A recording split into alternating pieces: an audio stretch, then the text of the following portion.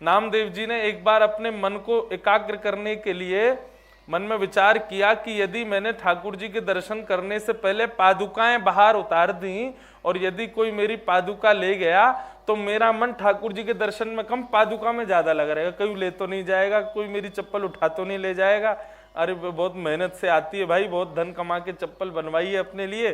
तो नामदेव जी ने क्या किया, अपनी स्वाफी खोल के चप्पल बांधी और कमर में बांध ली। बोली चप्पल संग रहेगी तो मन ठाकुर जी के दर्शन में पूर्णतः लगा रहेगा, कम से कम मन तो नहीं जाएगा चप्पल की ओर।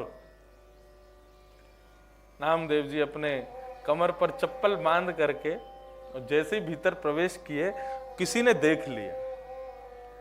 किसी ने देख करके कहा, अरे देखो पाखंडी आ गया है, अरे देखो विधर्मी आ गया है, ठाकुर जी के दर्शन करने आया है और यहाँ पे चप्पल पहन के आ गया, चप्पल लेके आ गया भीतर। लोगों ने मारना पीटना शुरू कर दिया और बिना ठाकुर जी के दर्शन किए ही नामदेव जी को बाहर कर दिया और प्रतिबंध लगा दिया, सबका भीतर प्रवेश रहेगा लेकिन नामदेव का निषेध है, ये कभी भीतर दर्शन करने नहीं आएगा, इसने इतना बड़ा अपराध किया है।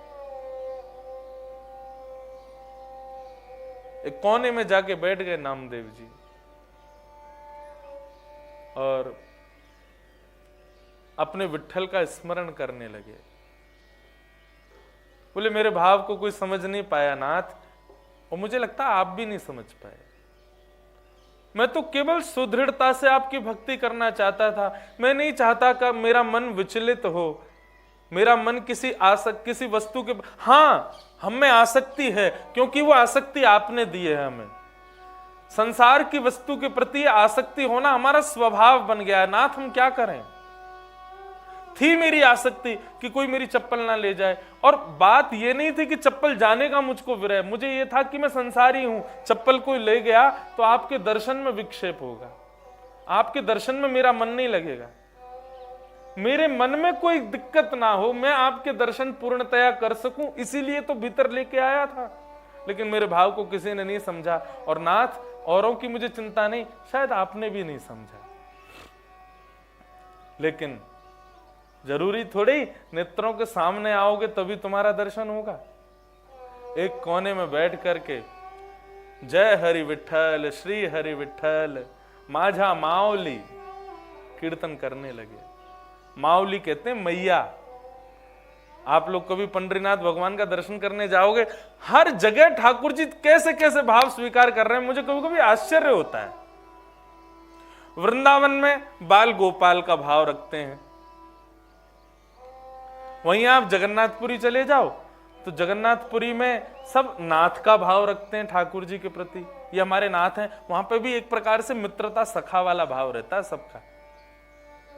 ठाकुर जी को गालियां भी देते हैं जगन्नाथपुरी में, जब रथ यात्रा के लिए ठाकुर जी को लेके जाते हैं, और यदि ठाकुर जी, कई बार क्या होता है कि कंधे पे उठा के लेके जाते हैं पंडा लोग, ठाकुर जी भारी हो जाते हैं जानबूझ के, जब सिड्डी से उतर रहे होते हैं इतने भारी हो जाते हैं कि 200 लोगों के उठाने पर नहीं उठते, तो फिर क्या करते हैं वो सब खड़े होकर गाली देते हैं ठाकुर जी को, बोले 2 बापों का जाया है, ऐसा करके बोलते हैं। हम नहीं बोले लेकिन वो बोलते हैं, इसका तो यही कंफर्म नहीं कि मैया कौन है, ऐसा करके ठाकुर जी को गाली देते हैं। बोले अब की बार उठा रहे हैं तो उठ जा, नहीं तो धक्का दे देंगे यहीं से।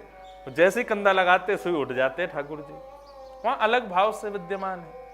बद्रीनाथ में वही योगेश्वर कृष्ण शंख चक्र गदा पद्म धारण करके तप कर रहे हैं, वहां पर पूर्ण ब्रह्म का भाव है। द्वारिका में राजा धीराज महाराज बन करके बैठे। हम जिन बाल गोपाल को अपना सखा मानते हैं उन्हीं का द्वारिका में जाके दर्शन करते हैं तो कभी कभी भाव आता है, लाला तू तो बहुत जल्दी राजा बन गए हो, हाथ में शंख चक्र गदा पद्म धारण करके और बिल्कुल राजा धीराजों जैसी सेवा। और वहीं आप पंढरपुर में चले जाओ तो पंढरपुर में जो वारकरी हैं, वारकरी जो उनके भक्त हैं, जो उनके सामने पद गाते हैं, जो उनके सामने सेवा प्रकट करते हैं, वो पंडरीनाथ भगवान के प्रति माउली मैया का भाव रखते हैं। ये हमारी मैया है। क्यों मैया क्यों है? बोले जब बालक किसी से लड़ आया गली में, अब बालक तो आ गया लौट करके, वो डर के मारे कि अब मेरी पिटाई होने वाली है, तो सबसे पहले मैया के पास जाता है। तो मैया कहती क्या हुआ? बोले ऐसे ऐसे मेरी लड़ाई हो गई मैया, वो मारने आ रहा है। तो माँ उसको पीछे कर देती है और स्वयं खड़ी हो जाती है, आ तो देखूं तो सही कौन आ रहा है। और इसी मुद्रा में श्री विट्ठल भगवान खड़े हैं, मानो रक्षक बन करके खड़े, अपने भक्त को पीछे लिया है और उसको पीछे लेकर के और बोल रहे हैं कि मैं देखूं तो सही मेरे भक्त पर कौन दृष्टि डालता है। इसलिए माओली कह करके पुकारते हैं। नामदेव जी ने हे माओली माओली माओली कह करके जब कीर्तन करना प्रारंभ किया है, जय जय राम कृष्ण हरि जय जय राम कृष्ण, जय जय राम कृष्ण हरि जय जय राम कृष्ण, जय जय राम कृष्ण हरि जय जय राम कृष्ण, जय जय राम कृष्ण हरि जय जय राम, जय जय राम कृष्ण हरि जय जय राम कृष्ण, जय जय राम कृष्ण हरि जय जय, जय जय राम कृष्ण हरि, विठ्ठल माझा माऊली विठ्ठल, विठ्ठल माझा माऊली विठ्ठल माझा, माझा मतलब मेरा, माऊली मतलब मैया, विठ्ठल माझा माऊली विठ्ठल माझा, विठ्ठल माझा माऊली विठ्ठल माझा माऊली, विठ्ठल माझा माऊली विठ्ठल माझा, विठ्ठल माझा माऊली विठ्ठल माझा माऊली। अपने एक तारा को लेकर के श्री नामदेव जी विठ्ठल माझा माऊली जय जय राम कृष्ण हरि इस प्रकार जब कीर्तन करने लगे, कीर्तन करते करते नेत्रों से अश्रुधार बहाने लगे। बोले नाथ, आपका अपराध करने का, आपके मंदिर के नियम को तोड़ने का कोई भाव नहीं था, मैं तो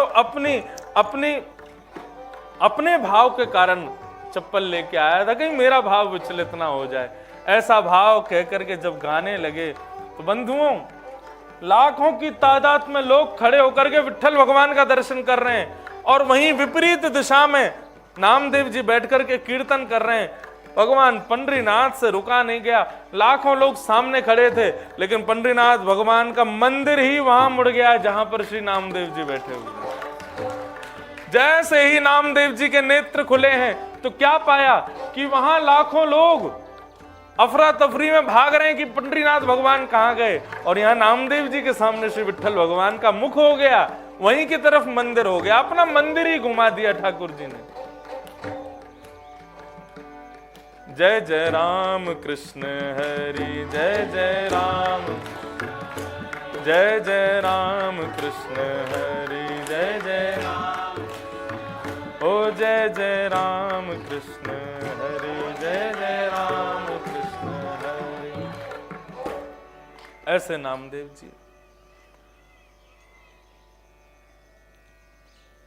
जो ठाकुर जी की सेवा में अपनी प्रत्येक इंद्रियों को लगा के रखे और सेवा के मध्य में ऐसा विचार ना करे कि जल्दी सेवा से निवृत्त हो जाऊं फिर उसके बाद ये काम मुझे करना है, ऐसा भाव नहीं। बाकी के सब कार्य सब जरूरी हैं जीवन में, लेकिन जब सेवा का भाव विद्यमान हो, बहुत ज्यादा आपत्ति आवे तभी ठाकुर जी की सेवा में मध्य में कुछ भाव ऐसे आवे कि हम उठ के चले जाएं, नहीं तो ठाकुर जी की सेवा के मध्य में ये भाव नहीं आना चाहिए कि हमें अभी खाना है या वहां जाना है, कोई आया है, ऐसा भाव नहीं। हाँ, कोई संत आवे, कोई भक्त आवे, कोई वैष्णव आवे तो ठाकुर जी की अधूरी सेवा भी छोड़ के जाओ, लेकिन उसका स्वागत करो, नहीं तो महाराज वो गजेंद्र बनना पड़ेगा। भागवत में कथा आती है, इंद्रद्युम्न राजा था, संत आए लेकिन वो ठाकुर जी की सेवा नहीं छोड़ी उसने, संत बहुत देर तक बैठे रहे, बल्कि उस दिन संतों को दिखाने के लिए इंद्रद्युम्न ने और लंबी पूजा की। तो संत उठ के चले गए, बोले कि इसके अंदर हमारे प्रति कोई भाव नहीं है। उसी का कारण यह हुआ कि संत अपराध की वजह से इंद्रद्युम्न राजा को हाथी बनना पड़ा। लेकिन क्रोधापि देवेन वरेण तुल्यम। ब्राह्मणों का, संतों का, माता पिता का ये गुस्सा यदि आप पर करें, कौन कौन? ब्राह्मण, संतजन, वैष्णवजन और माता पिता, यदि ये गुस्सा करें तो उसको तो वरदान समझना चाहिए, इसके पीछे कोई ना कोई भाव विद्यमान होगा। संतों का वो क्रोध ऐसा था कि उसके कारण वही गजेंद्र बने, ग्राह ने उनका मुख पकड़ा, लेकिन नारायण खिल गुरो भगवन नमस्ते, रक्षा के लिए साक्षात शंख चक्र गदा पद्मधारी चतुर्भुज रूप धारण करके ठाकुर जी पधारे। क्यों? क्योंकि एक संत ने अपराधवश आशीर्वाद दिया। इसलिए इंद्रियों को जीतो। ठाकुर जी की सेवा के मध्य में इंद्रियों की कामनाओं को जीतने वाला ठाकुर जी कहते हैं वो मेरा सखा है। ठाकुर जी बोले कहीं को कल मैंने इसको सखा बना लिया और ये सखा बनकर के बोले कि भाई मुझको तो जयपुर की कचौड़ी खानी है, मुझको वहां का ये खाना है, मुझको तो वो देखना है, मुझको ऐसे गाने सुनने हैं, मुझको। ठाकुर जी बोले मैं कहां लेके जाऊंगा फिर इसको? उसकी इंद्रियों की इच्छाएं समाप्त हो जाएं, बल्कि उसकी इंद्रियां वो इच्छाएं प्रकट करें जो मेरी इच्छा हो। ठाकुर जी कहते हैं वो मुझे प्रिय है।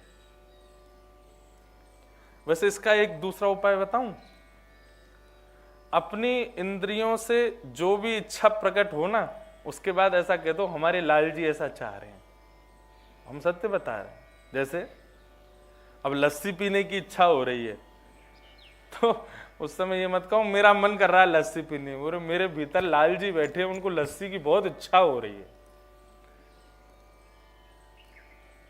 कहीं घूमने का मन करे, बस वो घूमने वाले स्थान अपवित्र ना हो, पवित्र हो, तो उसका भाव ऐसा मत रखो कि जैसे हिमाचल घूमने की इच्छा हो रही था। नहीं, मेरे लाल जी का मन कर रहा है थोड़े दिन पहाड़ों में रह के आवे। अयोध्या के संत ऐसे ही करते हैं, अपने राम को भूख लगी है, अपने राम को प्यास लगी है, अपने राम रोटी खाएंगे, अपने राम कड़ी चावल खाएंगे, अपने राम ये करेंगे। अब भले ही वो इच्छा उनकी है, लेकिन वो नाम राम जी का ले देते हैं, तो जिम्मेवारी राम जी की बन जाती है कि उस इच्छा से, उस वस्तु से इसका कोई अनहित ना हो। वो जिम्मेवारी राम जी की हो जाती है। मैं तो ऐसे करता हूं, मेरे लाल जी तो संगी ही रहते हैं, कथा करने जाता हूं, मेरा कोई मन अगर करता है बीच में, तो कथा के आयोजक लोगों को तो मैं तो कह देता हूं, मेरा कुछ भाव हो तो मैंने मेरे लाल जी की ऐसी इच्छा हो रही है। और ये बात कहां तक सत्य है, मैं एक सेवक के नाते, एक अर्चक के नाते और एक कथा वक्ता के नाते इस बात को कह दूं कि बात बिल्कुल सत्य है। 2-3 बार तो आप जानबूझ के कहोगे कि लाल जी की ऐसी इच्छा है, लेकिन 5वीं 6वीं बार से वो लाल जी की ही इच्छा होगी जो आपके मुख से निकलेगा। हर चीज का दूसरा प्लान बी सोच के रखा करो। प्लान ए अगर हमसे नहीं हो रहा तो प्लान बी भी रखो। प्लान ए क्या था कि इंद्रियों की इच्छाएं नहीं होनी चाहिए, लेकिन प्लान बी क्या है कि इंद्रियां मानती नहीं, इंद्रियों की इच्छाएं तो होती हैं, तो फिर उसको ठाकुर जी की इच्छा मान करके कर लो। लेकिन भैया याद रहे, कहीं कोई ऐसा कृत्य मत कर देना कि ये तो लाल जी की इच्छा थी इसलिए हमने किया, और वो कृत्य पूर्ण रूपेण अनहित हो। वो तो वही बात हो गई ना, एक बार एक महात्मा, उन्होंने चोरी करी तो पकड़े गए, अदालत में उनकी पेशी हुई, तो जज साहब ने कहा महाराज आपने चोरी करी, सिद्ध भी हो गया, सारे गवाह भी आपके खिलाफ हैं, आपके पक्ष में जा रहे हैं, क्या करना चाहिए बताओ? संत ने कह दिया, बोले होई सोई जो राम रची राखा। चोरी मैंने थोड़ी करी, मेरे भीतर राम जी बैठे थे, उन्होंने प्रेरणा दी कि बेटा चोरी कर, इसलिए मैंने कर ली। होई सोई जो राम रची राखा, इसमें मेरा क्या बल है? जज साहब ने भी उसको 10 साल की सजा सुना के बोले कर्म प्रधान विश्व रचि राखा, जो जस करही सो तस फल चाखा। जो जैसा करता है उसको वैसा भोगना पड़ता है। बार बार राम जी को ब्लेम क्यों कर रहे हो? तो ये विवेक आपको धारण करके रखना है कि कहीं कोई ऐसी इच्छा पूर्ति तो नहीं कर रहा मैं अपनी भगवान की आड़ में आकर के जो पूर्ण रूपेण अनहित हो। ये विवेक धारण करना है। बाकी अपने मनोवांछित इच्छाओं को ठाकुर जी के चरणों की इच्छा मान करके उसको पूर्ण करना, ये प्लान बी है जितेंद्रियों के लिए, उसको पूर्ण कर सकते हो। आप तुम यूं कहो हमको पिज्जा खाने की इच्छा हो रही है, हमारे लाल जी की इच्छा हो रही पिज्जा खाना है ना, लाल जी पिज्जा कभी नहीं खाते, उनको पसंद ही नहीं है। जहां पर गौ रस को अधिक समय तक रख कर के कोई वस्तु बने वो ठाकुर जी को प्रिय थोड़ा ही है। ठाकुर जी को तो नवीन शुद्ध बिल्कुल वैसा भाव प्रिय है। तो ये विवेक आपका होना चाहिए कि मैं किस वस्तु में ठाकुर जी का नाम ले रहा हूं। ऐसा भी ना हो कि आपकी इंद्रियों की समस्त इच्छाओं को आप पूरी करते रहो और ठाकुर जी का भाव कहते रहो, ऐसा भी ना हो, इसका ध्यान रखना। तो ठाकुर जी कहते हैं कि मेरे भक्त में तीसरा लक्षण होना चाहिए जितेंद्रिय, अपनी इंद्रियों को जीते।